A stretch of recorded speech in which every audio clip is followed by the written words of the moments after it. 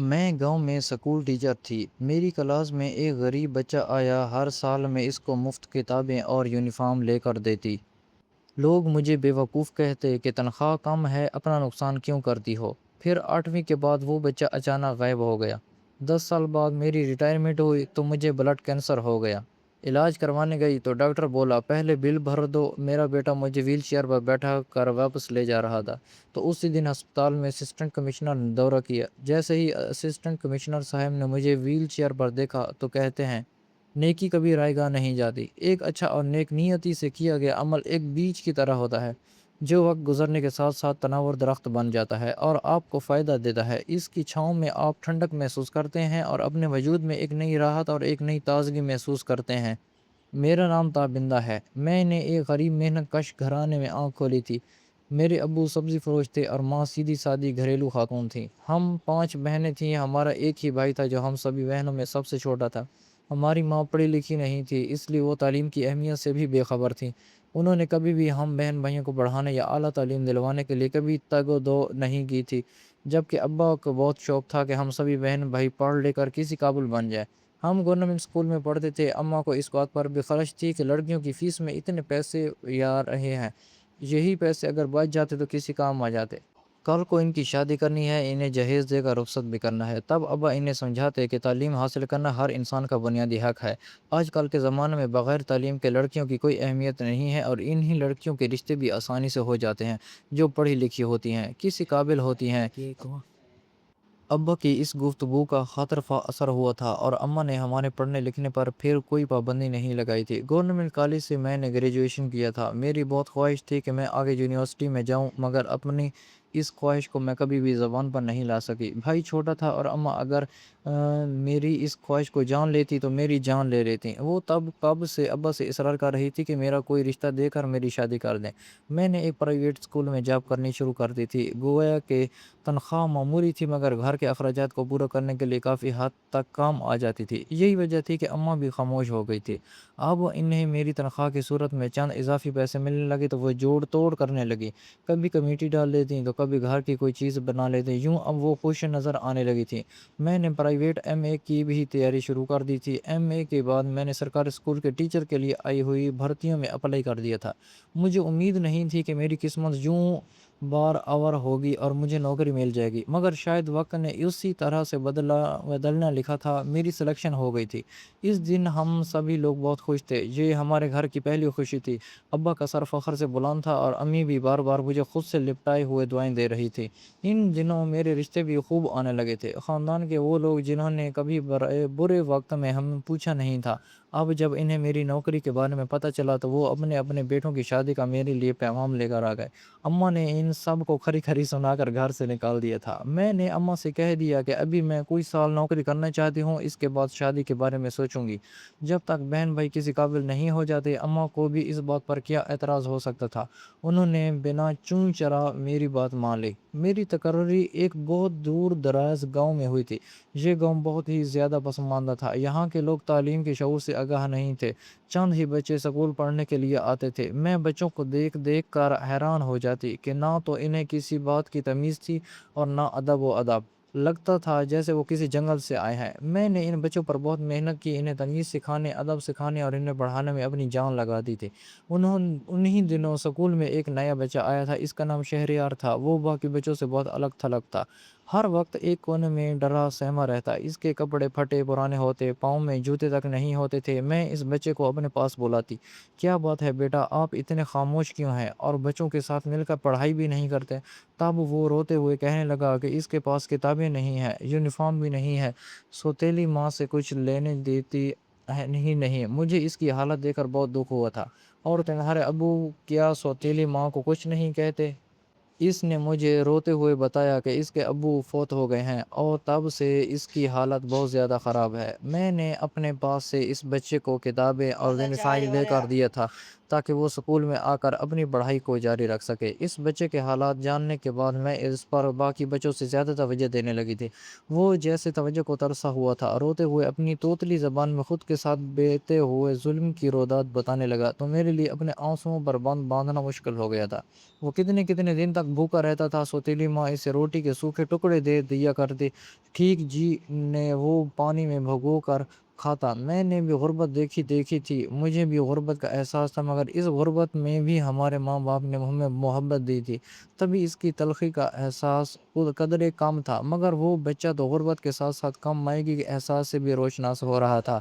اسے اپنے پاس بٹھا کر پیار کیا تو گاؤں میں ایک طوفان کھڑا ہو گیا۔ ایک دوپہر جب میں سکول سے گھر کی طرف روانہ ہو رہی تھی تو گاؤں کی چند معمر خواتین اور کچھ مردوں نے میرا راستہ روک لیا۔ ان میں گاؤں کا چودھری اور مسجد کا خادم بھی شامل تھا۔ چودھری نے کھنکھار کر کہا، باجی آپ شہر سے آئی ہیں، آپ کو ان لوگوں کی اصل حقیقت کا علم نہیں۔ آپ جس شہریار کے سر پر ہاتھ رکھ رہی ہیں وہ اس گاؤں کے لیے ایک کالی رات کی طرح ہے۔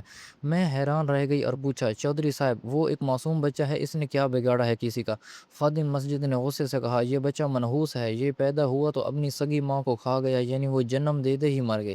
پھر جب یہ تھوڑا بڑا ہوا اور چلنے پھرنے کے قابل ہوا تو اس کا باپ جو ایک ہٹا کٹا کسان تھا اچانک بیماری کا شکار ہو کر چل بسا۔ باجی یہ بچہ نحس ہے، اس کے قریب مت جائیں، جس نے اس پر رحم کیا اس کا بیڑا غرق ہوا۔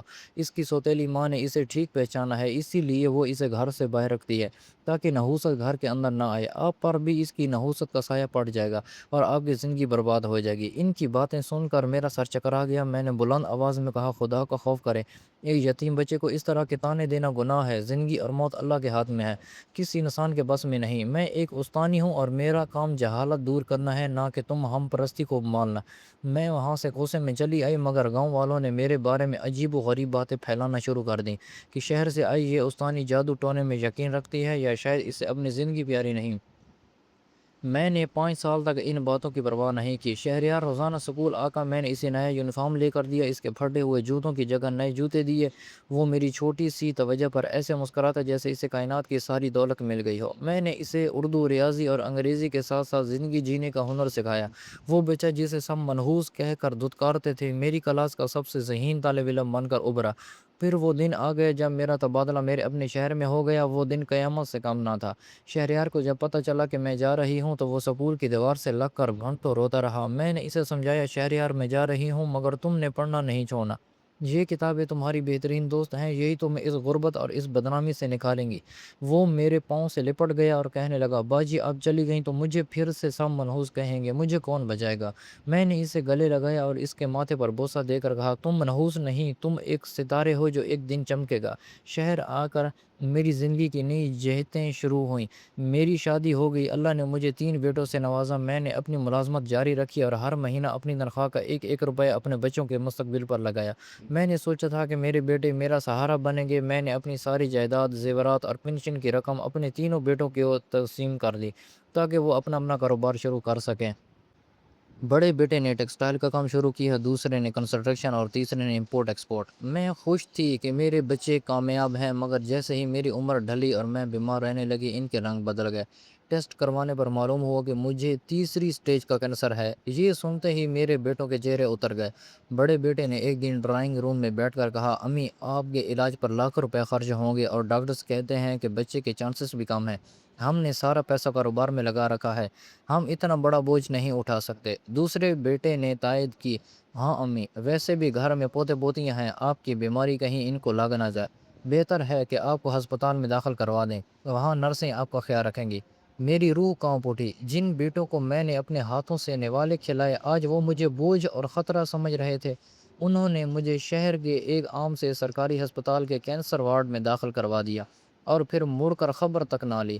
میں وہاں ایک پرانے بیڈ پر لیٹی موت کا انتظار کر رہی تھی اور اپنے ان 5 سالوں کو یاد کرتی تھی جب میں نے ایک اجنبی بچے کے لیے لوگوں کی باتیں سہی تھی۔ ایک صبح ہسپتال میں غیر معمولی ہلچل ہوئی، سیکیورٹی اہلکار دوڑ رہے تھے اور وارڈ کی صفائی ستھرائی شروع ہو گئی تھی۔ نرس نے بتایا کہ آج ضلع کے نئے اسسٹنٹ کمشنر دورے پر آ رہے ہیں، وہ مریضوں کی شکایات سنیں گے۔ میں بے بسی سے چھت کو تک رہی تھی، مجھے کسی افسر سے کوئی غرض نہ تھی۔ تھوڑی دیر بعد ایک وجیہہ نوجوان جو استری شدہ سوٹ میں ملبوس تھا اور جس کے چہرے پر وقار تھا، وارڈ میں داخل ہوا۔ اس کے پیچھے اسسٹنٹس اور پولیس کا پروٹوکول تھا۔ وہ ہر بیڈ پر جا کر مریضوں کا حال پوچھ رہا تھا۔ جب وہ میرے بیڈ کے قریب پہنچا تو اچانک رک گیا۔ اس کی نظریں میرے مرجھائے ہوئے چہرے پر جم گئیں۔ اس نے اپنے چشمے اتارے، اس کی آنکھیں نم ناک ہو گئیں۔ وہ پروٹوکول اور افسر شاہی کو بھول کر زمین پر بیٹھ گئے اور میرا ہاتھ تھام لیا۔ باجی، کیا آپ تابندہ باجی ہیں؟ اس کی آواز میں وہی بچپن والی لرزش تھی۔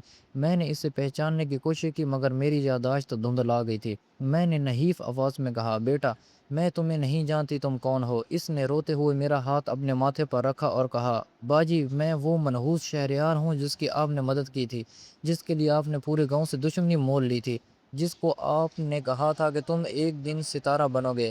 دیکھو باجی، اللہ نے آپ کی دعا سن لی۔ میں نے بہت محنت کی، اسکالرشپ پر پڑھا، مزدوری کی، بھوکا رہا مگر آپ کا دیا ہوا قلم نہیں چھوڑا۔ آج میں اس شہر کا اسسٹنٹ کمشنر بن کر آپ کے سامنے کھڑا ہوں۔ وارڈ میں موجود ہر شخص حیران تھا کہ ایک بڑا افسر ایک لاوارث مریضہ کے قدموں میں بیٹھ رو رہا ہے۔ شہریار نے فوراً ہسپتال کے MS کو بلایا اور حکم دیا، ان کو ابھی کے ابھی state of the art private room میں شفٹ کرو، ان کا علاج میری جیب سے ہوگا اور اگر ان کو ذرا سی بھی تکلیف ہوئی تو یہ ہسپتال میں بند کروا دوں گا۔ شہریار نے مجھے تنہا نہیں چھوڑا۔ جب اسے معلوم ہوا کہ میرے بیٹوں نے مجھے گھر سے نکال دیا ہے تو اس کے غصے کی انتہا نہ رہی۔ اس نے میرے بیٹوں کو بلوایا، وہ اسسٹنٹ کمشنر کے روک کے سامنے کانپ رہے تھے۔ اس نے ان سے کہا، تم لوگ جن پیسوں پر غرور کر رہے ہو وہ تمہاری ماں کے خون پسینے کی کمائی ہے۔ اگر میں چاہوں تو ابھی تمہارے کاروبار سیل کروا دوں مگر میں ایسا نہیں کروں گا کیونکہ یہ میری استانی کی تربیت کے خلاف ہے۔ آج سے یہ میری ماں ہے اور تم ان کا سایہ بھی نہیں دیکھو گے۔ شہریار مجھے ملک کے سب سے بڑے کینسر ہسپتال لے گیا اور پھر وہاں سے مجھے علاج کے لیے برطانیہ منتقل کروا دیا۔ وہ خود اپنی چھٹیاں لے کر میرے ساتھ رہا۔ وہ میرا اس طرح خیال رکھتا جیسے کوئی بیٹا اپنی ماں کا رکھتا ہے۔ وہ مجھے وقت پر دوائی دیتا، مجھے ویل چیئر پر پارک میں لے جاتا اور مجھے پرانی کہانیاں سناتا۔ ایک دن جب میں علاج کے بعد بہتر ہو رہی تھی، میں نے اس سے پوچھا، شہریار لوگ تمہیں منحوس کیوں کہتے تھے مگر تم تو میرے لیے مسیحا نکلے؟ اس نے مسکرا کر جواب دیا، باجی نحوست انسان میں نہیں سوچ میں ہوتی ہے۔ آپ نے اس دن مجھ پر یقین کیا تھا جب مجھے خود پر یقین نہیں تھا۔ آپ کی اس ایک نیکی نے میرا مقدر بدل دیا۔ آج میں جو کچھ بھی ہوں وہ اس 2 روپے کے قلم اور آپ کی دی ہوئی ہمت کی وجہ سے ہوں۔ میں آج صحت یاب ہوں اور شہریار کے گھر میں ایک ملکہ کی طرح رہ رہی ہوں۔ جو نیکی میں نے کی تھی اس کا صلہ ہو میرے رب نے مجھے بھرپور طریقے سے دیا۔ میری زندگی کا وہ وقت جب مجھے لگا تھا کہ میری زندگی میں اندھیرا چھا گیا، اب میں اکیلی پڑ گئی ہوں، میرا کوئی نہیں رہا، تب اللہ نے شہریار کو روشنی کی کرن بنا کر میری زندگی میں بھیجا تھا۔ میرے اپنے بیٹوں نے مجھے چھوڑ دیا مگر وہ بیج جو میں نے 20 سال پہلے ایک بنجر گاؤں میں بویا تھا آج ایک تناور درخت بن کر مجھے ٹھنڈی چھاؤں دے رہا ہے۔ نیکی واقعی کبھی رائے گاہ نہیں جاتی۔ اللہ تعالیٰ کسی کی محنت اور محبت کو ضائع نہیں کرتا، وہ صلہ وہیں سے دیتا ہے جہاں سے انسان کو گمان بھی نہیں ہوتا۔ یہ کہانی ہمیں سکھاتی ہے کہ دنیا چاہے کچھ بھی کہے، آپ کو ہمیشہ انسانیت کی خدمت کرنی چاہیے۔ وہ بچہ جسے لوگ منحوس سمجھتے تھے وہی سب سے بڑا محسن ثابت ہوا۔ تو دوستو کیسی لگی ہماری آج کی کہانی؟ ہمارے چینل کو سبسکرائب کر دیں اور ویڈیو کو لائک کر دیں۔ ملتے ہیں اگلی ویڈیو میں۔ اللہ حافظ۔